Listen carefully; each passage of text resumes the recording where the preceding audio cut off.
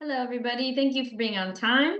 It's 11 a.m., which is our start time, but I'm still waiting on 1, 2, 3, 4, about 5 people. So I'm going to wait maybe 3 more minutes, see who else we can get, and then we'll get started.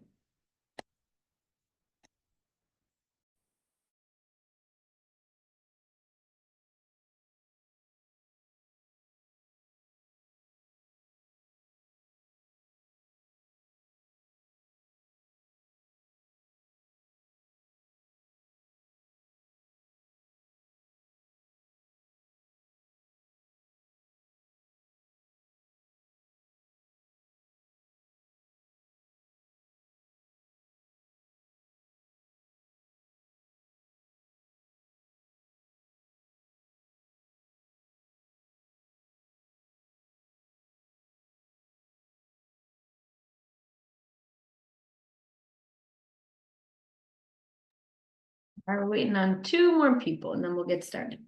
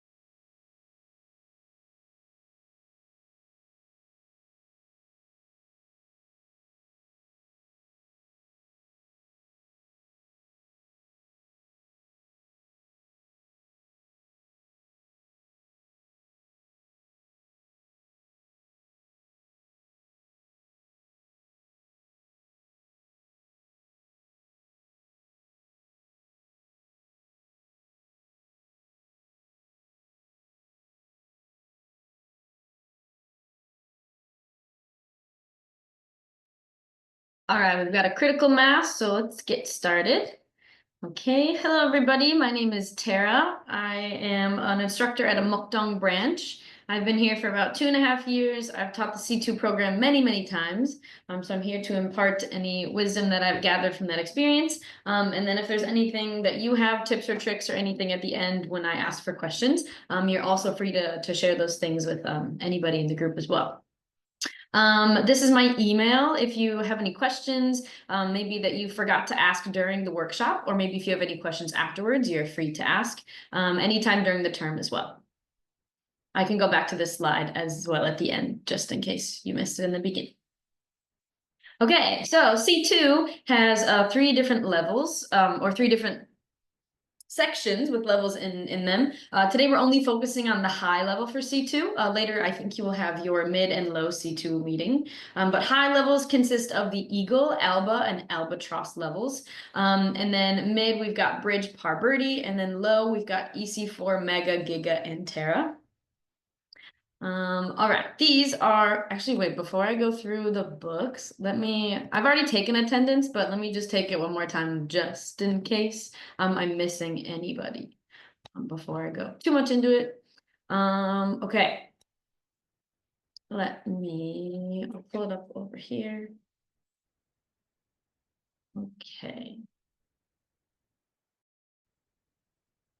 Okay, thank you for your patience. Almost there. Okay, all right, if I call your name, you can just say here or anything to let me know that you are with us today. Okay. I'll just say first names because I don't think we have any repeats. Alia. Here. Awesome. Okay. Brian. Okay. Clara. Or sorry, not Clara. Kara. Here. Awesome. Okay. Dupree. Okay. Leon. Here. Awesome. Habib. Here. Awesome. Okay. James. Here. Awesome. Okay. Khadija. Here. Awesome. Melina. Here. Awesome. Okay, Taylor. Here. Okay, Tina. Okay, see you in the chat. Thank you. Max. Here. Awesome. Okay, great. That is everybody. Okay, then we can continue. Okay. Our books. Okay, so these are the 3 books for the C2 high levels. The Eagle book is a book called Chew on This. This is basically a book that's all about fast food. It's the exploitation of the fast food industry.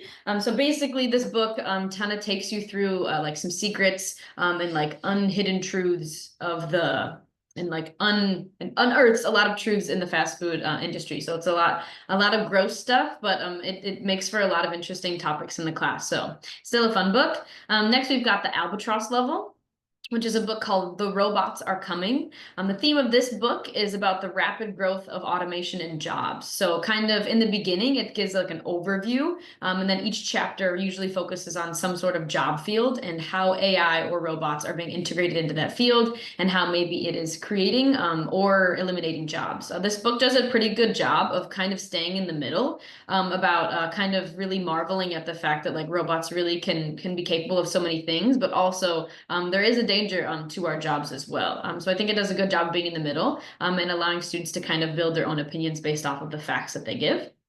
And this last book is for Albatross Plus. Albatross Plus. It is called Under a White Sky, and it is the consequences of human intervention on nature. Again, gives a lot of factual information for kids to be able to form their own opinions on it as well. Throughout these 3 books, students will be learning a lot of probably new things, so just be patient with them. They probably read a lot of fun nonfiction books that are in English, but they probably read a lot of fun fiction books in English, but maybe have not had an experience of reading a nonfiction book like this. So just be patient with them. Be ready to explain things that they probably don't understand.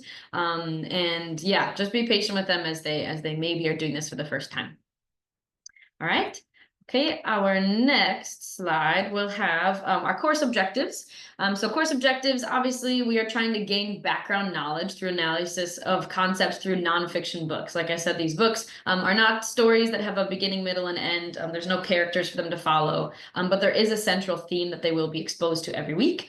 You also want to strengthen their problem-solving skills and creative thinking through project-based learning. This is a project class. Most of your 3rd hour, if not all of it, will be focused towards a project. There are projects in the SMART textbook for you to use, but you are also free to modify them based on what your FM or team leads have at your branch. I'll give you some examples of how to modify them later. And then we want to enhance background knowledge of various topics and build perspectives. Like I said, students are able to build their opinions on these things as they're exposed to factual information and to different opinions on these topics. All right, this is your class structure. Your breakdown for the class. The first hour, you will be taking attendance, checking their homework, taking a vocab test, and then you will start something called the perspective speech, and you'll try to get to the stimulus page. So basically what I mean by all of that is this is kind of like the beginning of the class. We are trying to get a few different things done. Homework is pretty much the main theme of that first hour. There will not be a vocab test for week 1.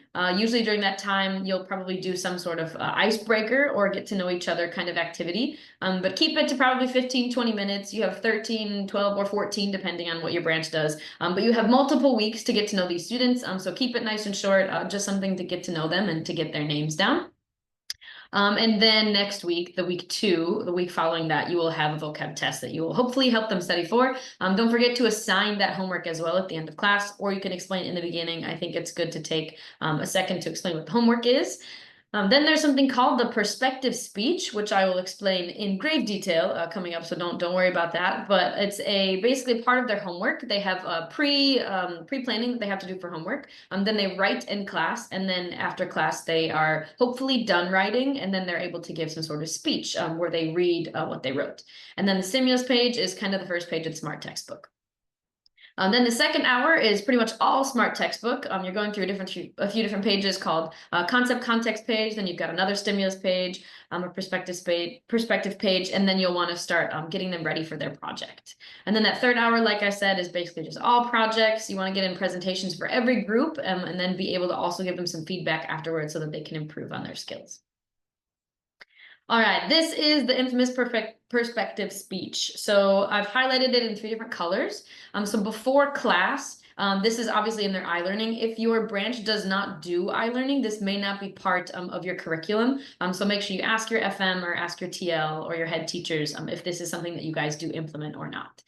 So before class, they have access to their perspective speech. The purpose of the pre-access is to get them introduced to the topic and have them actually write down some ideas so that when they get to class, they can just start writing.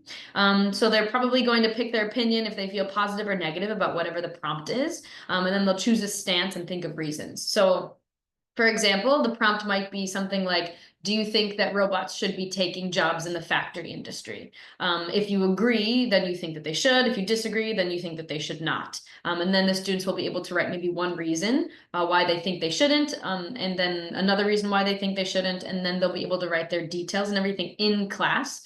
So during class, that's where they start to write their script and their speech. This should be with teacher guidance. You can also add images for their presentations as well. As they are writing, they can add an image. I usually save that till the end when they finish writing so they don't spend an entire hour on Samsung internet looking for an image of a robot or of something. So during class, as they're writing their scripts, you can walk around, help them fix grammar, give them better ideas. Students get stuck very easily because it is the same theme every time they're doing a perspective speech, but it is a different topic or a different job within there or some sort of different food industry concept. But they are pretty closely related, so they might need some extra help coming up with ideas. To do that, you can also just have a brainstorming time before they start to write their scripts. Usually up until like week 5 or 6, I'll be writing on the board answers with them or reasons with them. So I'll have agree and disagree written on the board, and then I'll have students raise their hands and give any reasons they can think of for agree or disagree with whatever the prompt says. I'll try to get up 3 for agree and then 3 for disagree, and then they are free to choose whatever they would like. You can also tell them that they don't have to use those. If they have a better idea, they're also free to use that. And then after class, they present and record their speech by looking at their script, and then they get e-tutor evaluation and feedback, which you also have access to, so you can help make their speeches better and help improve their grades. This is what it looks like as they are typing. So what you do in class, your job is to play the MP3, which will usually have some sort of prompt. For example, this one says, robot soldiers will make the world a better place. Do you agree or disagree? And then if you agree, they will write their opening remarks first, then their opinion that they agree, and then they're able to type in their reason and details. They are able to type more than that. There's not really a word limit when they're doing their pre-planning. But I would encourage your students to only write 1 sentence for everything, because then they're going to basically finish their homework before class. Then they come to class with nothing to do because they finished. And so encourage them not to do too much writing, and really encourage that this should be an in-class thing. This is C-learning that they're doing in class. So yeah, you'll want to guide the students to relevant reasons. You can brainstorm on the board and make sure you're proctoring, helping make their arguments stronger. This is also a perspective speech. That means it's a personal perspective. So they should be including personal examples from their lives, whether they have seen a robot waiter before, or maybe they've been to a fast food restaurant and gotten food poisoning, or have some sort of opinion about global warming or something with nature. These are things that they should be including in their details. They should be using I statements and talking about themselves and describing experiences that they have had. Sometimes it can be hard to have many experiences with robots, so you can also tell them that they are free to fabricate the truth a little bit as long as it's believable. Like they obviously can't say my dad is a robot because that's obviously not true. But they can bend the truth a little bit and maybe say that they traveled somewhere and there was a robot bellhop at the hotel they stayed at or something. And then the students, their job is to just be writing the entire time. Timing wise, I would say give this no more than 30 minutes. And then try to limit it a little bit more as they get better and faster, maybe to about 20 or 25 minutes, because you do want to get to the books in class as well. All right, this is where you start to dig into the SMART textbook. So that first image is your lesson cover. This is what previews the lesson topic for the week, and then it'll help you to build interest. Again, every single topic within the class is the same theme, depending on what level it is. Again, robots or nature or fast food. So try not to overdo it with your discussion questions. Try to only stick to maybe what they read and really build off of that.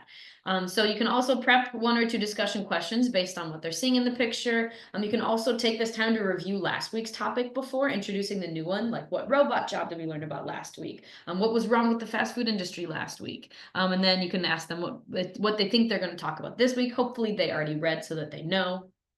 And then the next page is where you can prep a little bit more media cards or videos.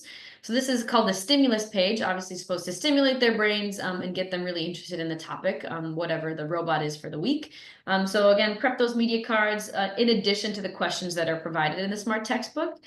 This is not meant to take very long or to be an in-class reading portion because they do have sections where they fill in the blanks. You're welcome to have them open the book and fill in those blanks, or you're also welcome to just give them the blanks and then they can participate by typing in the answers. You can also cold call students to get everyone involved. You can ask them each questions, make sure everyone is sharing, build off of each other. There's also one more stimulus page after the concept context that you have more opportunity to dig deeper with the students. So try not to take too long on these 2 pages. Okay, so the concept context pages, this is where you are scanning for answers. Again, this is not meant to be an in-class reading portion. If your branch does have you do in-class reading, that's okay. It's kind of based on whatever your branch prefers. If it is an in-class reading, try not to read too much. I would prep paragraphs that correspond to the numbers. I would not read full pages unless each number, the paragraphs you're choosing happen to be on the same page, then that's okay. But try not to spend too much time on it. These C2 classes are highly discussion based, so it should be more talking and not as much reading. You can use a timer. You can do this many different ways. You can use a timer and pick students to read each part or to give you what answer they have found. Or you can have students work in small groups to find the answers as well. And then they should obviously be cold calling to share answers. They should tell you what page they found the answer on and maybe what line as well, because it actually gives you the page already. And then you will facilitate a discussion around the questions and use media cards to solidify understanding. So for an example over there, if you look at number 3, the question says, according to the author, which profession is among the most threatened? And they may not know the word threatened, so you can throw in a media card like that. And then you can kind of understand that they are in danger, maybe in danger of disappearing. This is also show, don't tell. Don't just tell them what threatened means. Show them that picture and then try to have them do the heavy lifting and try to guess what threatened actually means. Okay, now you've got the perspectives page. This is where you're going to start by reading the directions aloud and then proctor the students as they decide their answers. So what they will be able to do is kind of pick where on the chart they think that this should go.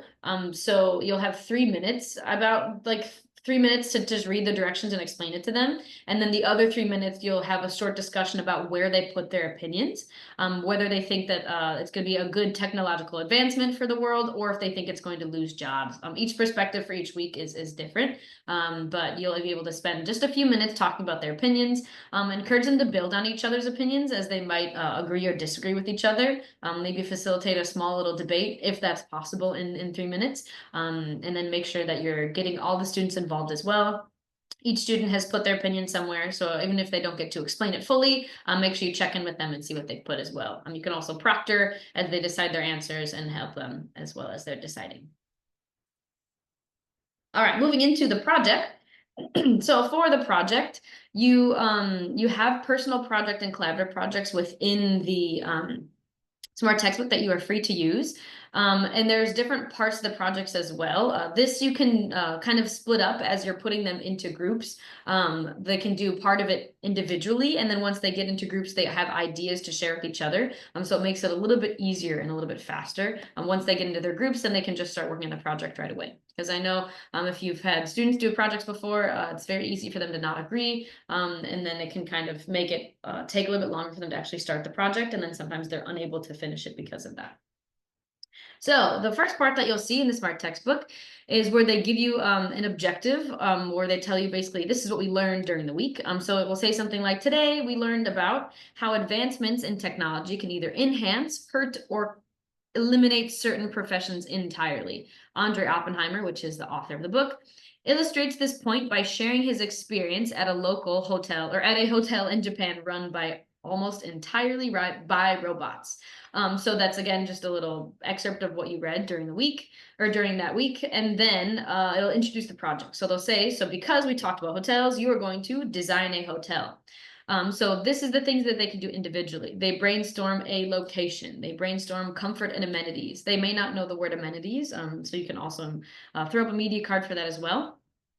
You can also give examples as well. This is a good time to show maybe some videos about maybe in the book, maybe they showed a specific hotel that you're able to look up on YouTube and maybe find an example video so that they know what's possible. Some students, I wouldn't assume that every student has traveled before. There's a lot of students who've probably never been to a hotel. So they may need some extra media cards to support maybe their lack of knowledge in that area. But most of them probably have, but just be open for a lot of different diversity of experiences in your class as well. You can also feel free to share your experiences as well in hotels to kind of give them or paint them a picture as well with your experience. So then again, individually, they will decide on what location they think would be cool, some extra comfort and amenities to add, and then maybe what kind of staff they want to be robots. So that is the stuff they will pretty much figure out alone. And then in their groups, they will bring their individual ideas into the groups in the part 3. And then they're able to kind of decide, okay, whose ideas do we like the best? If we can't decide, rock, paper, scissors, something like that. So you'll introduce the prompt first, then you'll, what I like to do is I like to make a project slide to consolidate all the information. Because as you can see, we've got a part 1, a part 2, 3, and then a part 4. And they won't be able to see all those pages at the same time. So I like to make a project slide that consolidates all the information. And then obviously you can also ask your branch, like I said, to see if the project can be modified. I think this is a pretty great project. So this is something that I usually use as I'm teaching this as well. But every project, if you do modify it, every project should still have some sort of writing portion or script that they should be writing. This can sometimes be hard in groups because sometimes you put them in groups and then they just do rock, paper, scissors, and then one student has to write the script the entire time and the other students get to like build something or work on a PPT or something and just add pictures.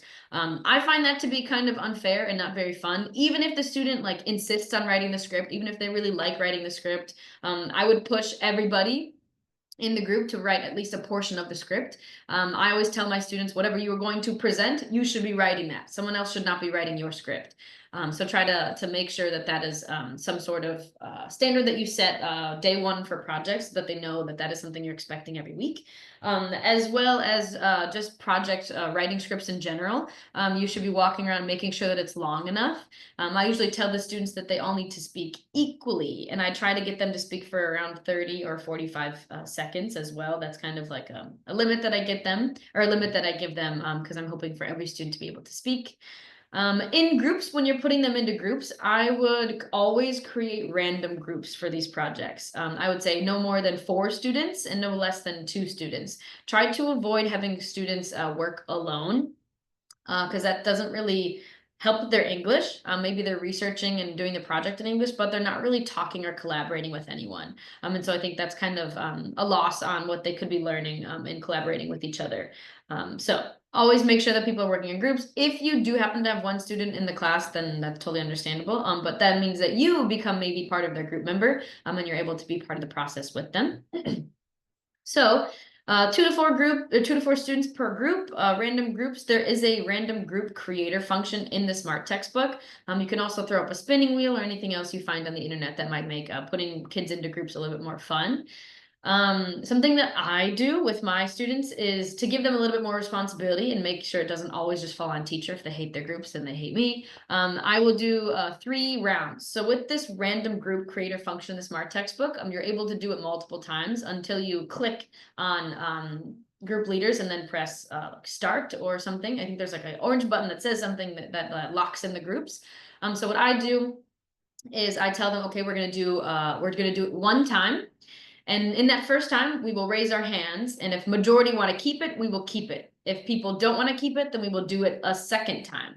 Then when I do it the second time, again, we can raise our hands. Do we want to keep number 2? Okay, we don't want to keep number 2. Would you like to go back to number 1? I usually take a picture of number 1 as well, the first group matching up. And then I ask them if they would rather pick 1 or 2. And then if still nobody likes the groups, then the third group is the final group. I will not be swapping people. I will not be doing it a 4th time. And I explain that to them beforehand so that they understand. So then the third group is final. It is still random. They cannot vote this time. Third group is final. And that usually seems to be okay. And obviously if you are pretty stern on this being a rule, the less complaining that you will get. They will know that this is just the way it is. And I just think the more that the students mix together and work together, they realize that like it's really not that bad. And I also think that like their projects are much better when you mix in the boys and the girls rather than just separating them. And I think they kind of know that too, even if they don't want to admit it. So yeah, always random. It's faster and it's fair, and I think it's just a good way to establish control in the classroom as well. You can also appoint group leaders. I recommend doing this to keep groups on track and to make sure everyone's equally involved. Group leaders have the final say. Group leaders are going to be the ones who everything is falling on their shoulders. If at the end of the project, one student didn't talk, I'm going to ask that group leader, hey, were you taking care of Andrew? Did you talk to Andrew? Are you giving Andrew any tasks to do? Which hopefully you are proctoring during the project process, and that's something that you can already catch and eliminate and make sure that's being done. But if there's things you reminded them to do that they didn't, that can be something that you're like, hey, group leaders, like this is something I'm trusting you with. Make sure your group is on track. It also gives them a sense of responsibility, and I think helps them to care about the projects a little bit more as well. Yeah, like I said with proctoring, project time is a time where some students can fall through the cracks. Group leaders and instructor proctoring is a great way to avoid that. A lot of students will sometimes be a bit more shy, and maybe honestly sometimes they just don't really have opinions, and that's okay, but you should definitely still encourage them to be heard in their groups and to still be a part of the process. Even if they don't have an opinion, maybe the group leader can give them a task to do, and they can throw their own ideas or creativity on top of that as well. For timing, I would say you should use the timer function to keep students on track as well. I usually give them maybe about 5 minutes to come up with an idea or to decide on what they're going to do. And then I give them maybe 30 or 35 minutes to create the project. And then I try to give them that last 5 or 6 minutes to practice before they go up and present their project, because I think it helps them to be more organized. And then obviously it helps them to be a bit more professional when they're up there as well, and they're more familiar with the words. Remember to proctor with those students and tell them how much time is left. You should tell them what part of the project they should be on, see what they have so far, make sure they're on the right track. This is obviously a time where you're not talking or teaching really, but it should be a time where you're still really involved with the projects, so that they can kind of see that you're still in the room and that you still care. And then I think that's also a great way to just avoid catastrophes when it comes to presentations. You're already on top of things, and you're making sure that they have everything. And then also sometimes projects can be confusing. Maybe they didn't understand something that was on the board or something you said. So make sure you're clarifying with them the expectations throughout the whole project process. Okay, right. Next, this is an example of maybe a project that I have. Like I said, I always put my projects on slides, because if you teach if you teach the class again, you've already got pretty much all your prep there for you. So I think it's a lot easier to do this and to consolidate your information as well. So this is a projects that I have listed for C2 Alba, which is that second book, the robot book. And I kind of put some questions on the side to get them to think. So for example, here I have, I asked a question, do you think robots should do all jobs? Are there some that they are perfect for and some they are terrible for? Then I tell them you will create a skit and act out a scenario with a robot worker that shows a positive or negative interaction. So this is kind of the prompt. And then on the right side, I kind of give them the expectations. Okay, you're doing a skit or puppet show. Some students don't really like to act or talk in front of people if they're playing a character. So they're able to maybe make puppets and then put them on a pencil, and then they're able to hold them maybe above the podium and hide a little bit. So I would say 3 to 4 characters. Again, if the group is 2, then probably just 2 characters. Everyone must speak equally. I write that in red so that they know that I told them, and they can read it over and over again. And then they will decide in their group whether it's positive or negative. then they're obviously going to write what happens, and I tell them probably about 2 minutes long. Then they can build props, 1 to 2 things that will help them to tell their story. Usually they just build them out of paper. Sometimes I'll bring in some cardboard as well for them to use to cut up. But when it comes to props, I always tell them you need your script first. Before you're able to build or create or do anything, the script must come first.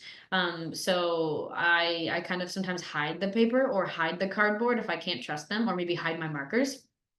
And then they have to come up to teacher, show me their script. It's got to be long enough. It's got to be enough sentences depending on the level. But these are high levels. So I would say you're looking for upwards of like 5 to 10 sentences. And then they should also try to memorize it a little bit. That's a presentation skill we want to be teaching them as well. So once they show me their script and I'm able to confirm that it's good enough, then they're able to build those props. And usually that gets them to work on the script a little bit. Not quicker, but maybe more with like determination. They're like, okay, we got to write this and finish it, make sure it's good, or else we have to restart or do it again, or we can't build stuff. So I think that's a good way to motivate them to actually write good quality scripts. So this is an example of a skit or puppet show. Other types of projects that you can modify. You can also do a newscast or a commercial, or maybe some sort of advertisement for a new product. You can also have them just draw. Sometimes I just say, okay, yeah, no tablets. You're not going to make a PPT or anything. Just poster, just drawing. Sometimes you can get like A3 paper from somewhere, so it's like a little bit bigger, or they can just tape 2 A4 papers together and make a bigger poster. Excuse me. And then they can also do Google Slides or Canva presentation. With Google Slides and Canva, I think it's a little bit tougher to get like a quality project unless they have prior experience with those 2 apps. I honestly only trust my master's students with Canva. Google Slides, I think I can trust the lower level or the younger students, but Canva is usually something I only give to my master's students if I'm using that. But it's still a possibility if you wanted to try it out in your class. Again, if they don't have a lot of experience with those 2 things, I would say that they maybe need like a quick tutorial. I always say, like, look at my project PPT. Do you see how there is only 2 pictures and a lot of words? But do you see that it's not full sentences? It's not paragraphs. I do have a title. I kind of use that as an example of what I'm expecting from them. They also may not know how to add or save images. They may not know how to change the theme or change the size of the font or change the font. So that might be something you want to run through with them as well, so that you don't waste any more time during project answering so many questions and answering maybe the same question for each group. So those are some types of projects. Again, ask your branch if you're able to modify those projects. And if you are, I definitely recommend it. I think it can be really cool to use the projects that are in the STB. They do a great job creating those. But maybe just for your class size or maybe for your class level, it might be a bit better to modify a little bit just for them. All right, when it comes to presentations, presentations should not take long. I set a timer on my board as well. Each group will get about 2 to 3 minutes each. That's why I encourage them to practice before. So there's no kids standing up there going, no, you're going first. No, I'm going first. No, you're supposed to say this.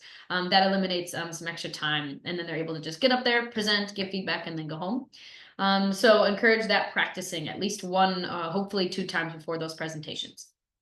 And then feedback. I like to give peer-to-peer feedback as well as instructor feedback. Peer-to-peer feedback, I would pick students in the audience to share what their favorite part of the presentation was, or something the group could do better next time. I usually ask for 1 of each. So I'll just pick a random student and I'll ask them what they liked. I'll pick another student and then I'll ask them, is there something they didn't do or something that you wish they had or that they could do better for next time? I think it's really good to give peer-to-peer feedback, because then as those other students who gave that feedback are then presenting next, they may be thinking, oh, I told that group that they didn't have good enough eye contact. So maybe now I'm presenting, when I'm presenting my project, I need to make sure I have good eye contact.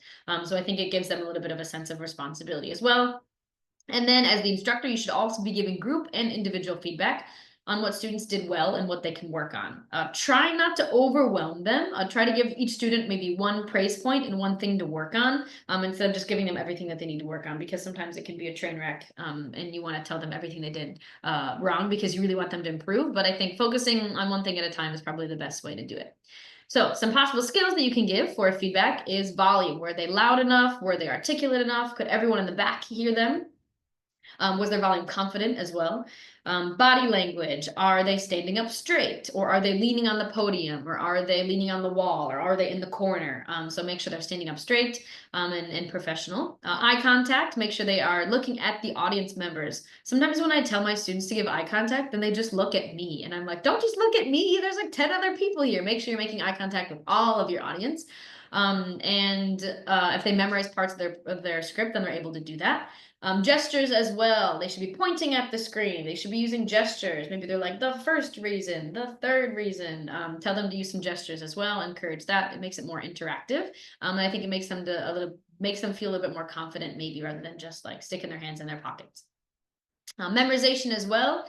It's probably not enough time for them to memorize their whole script, but I try to get them to memorize at least a few lines. That's the only way they can make eye contact. So that those two things are kind of tag teamed. And that's what comes with practicing. If they practice their script, then they will be much better to be able to memorize it and look at their audience while they're presenting their projects.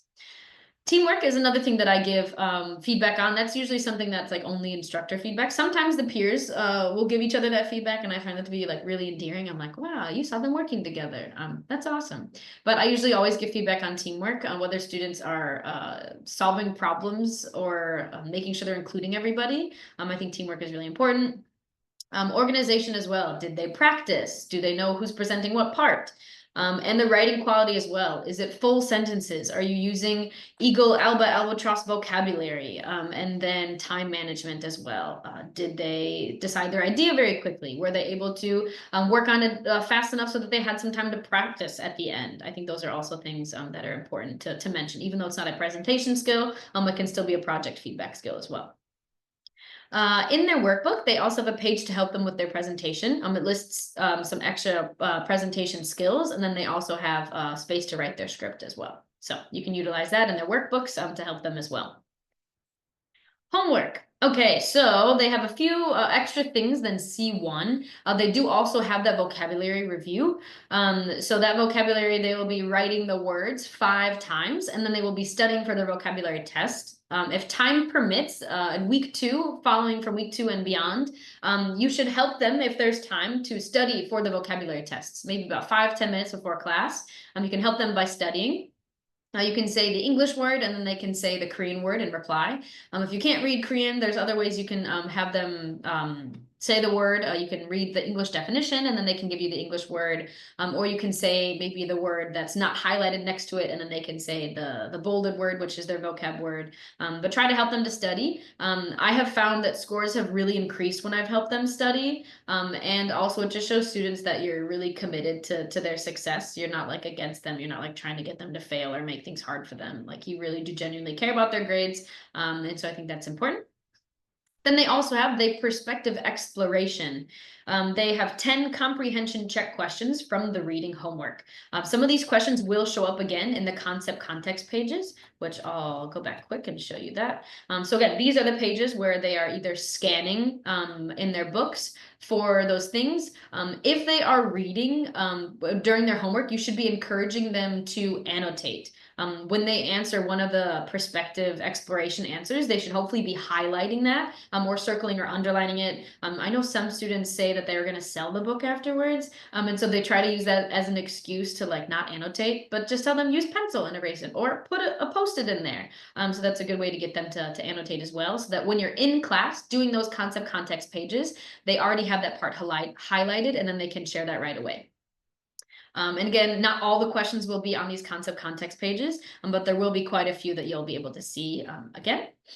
And this part of the homework, yeah, it's pretty easy for them to just pick random numbers and random answers, but it's your job as the instructor to kind of really get them to appreciate reading. I know that this isn't a fiction book, and it isn't V1, and it may not be as exciting for some students to read or as interesting, but really try to build their interest on these topics. Try to get them to appreciate this type of literature. It's really your job to get them to care and to have that motivation and that energy. If you're not really that passionate about robots, or you don't like fast food, or you don't really care about the environment, never let your students know that. They should think that you are crazy about robots. They should think that you are really passionate about how McDonald's makes their chicken nuggets or something. Like, just make sure the students can see that you care, because you're really going to set the tone for those students, and then they're going to care. If something is really gross, you can overplay it and be like, isn't this disgusting? Show them a weird video. Try to get them to care, so that when they come to class the next day, they maybe have more opinions to share, or it just makes class discussions a lot better if they've already read a little bit of it. So try to encourage them not to just pick random answers. Maybe you can have some sort of, I don't know, good noodle type of thing where they're able to, oh, you got all 10 right, you're the good noodle of the week or something. You can make some other things, or gamify it a bit to encourage them to do their homework as well, because that is a bit tough for them to prove that they actually tried, because you can just see them circle. So yeah, try your best to get them to care. And then the iLearning, if your branch has it, again, not every branch has this, like I said in the beginning when I was explaining the perspective speech, but iLearning is basically a series of vocabulary, writing, reading, and speaking exercises that are kind of related to whatever your theme or topic is.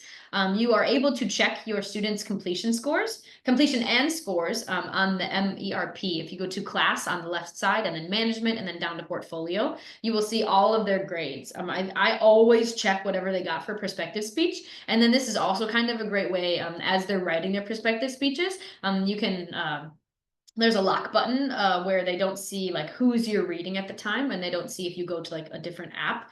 So I'll lock it as they start to write, and then I will go to the MERP, and then I'll look and I'll see, okay, who got an A, who got an A+ last week, and then I'll kind of congratulate them and say like, oh wow, Jimmy, you got 2 A+ in a row, keep it up. Or wow, Sally, I saw that you went from a B to a B+, keep on improving. I think it's good motivation for them as they're writing to be like, oh, I should care about this a little bit more. And then it also shows that that you care as well, and that you are not only committed to their progress, but you also are like on the journey with them. You see what they got last week, you're remembering things.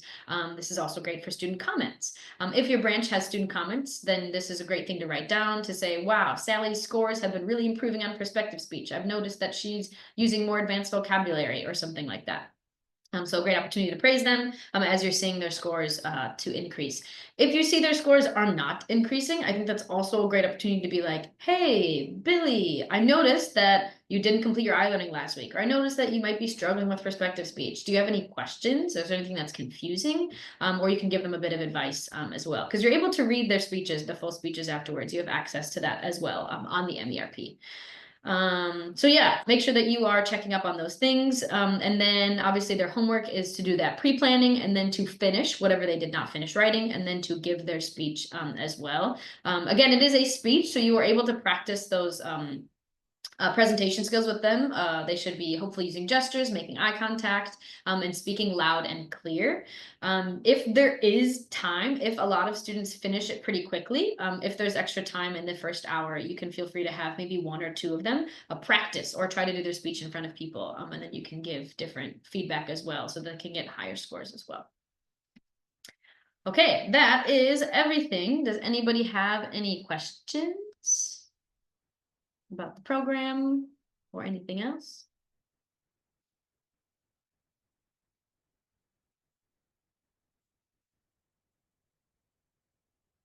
No questions. Okay, well, if while you are teaching, you end up having questions, hopefully your FM or your TL are available for you. Ooh, I see there's a chat. Can we get the slides for review? Yes, yeah, I can send you guys the slides. If you guys want to, if anyone would like these slides, you can put your email in the chat, and then I can save all of those, and I can send that to you as you're prepping. So I can give you guys maybe a few minutes to send in your emails if you'd like that in the chat. Make sure you're sending it to me or to everyone. Okay, nice, got that one. Awesome. Okay, I'll give me like 20 more seconds just in case anyone else. Okay, a couple more. Awesome.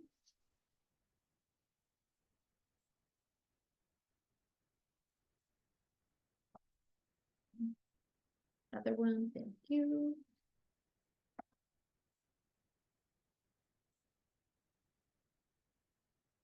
Looks like that may be everyone who wants them. Okay, if you still want them, you are still free to put in your email. But that is all I've got for you guys today. Here is a survey for you to fill out. I know that yesterday there was an issue with opening it or having access, but I've been told that they fixed that. So hopefully you're able to just click on that, fill out the survey, and then once you fill that out, you are free to go. Thank you everybody for your time. Thank you. Thank you.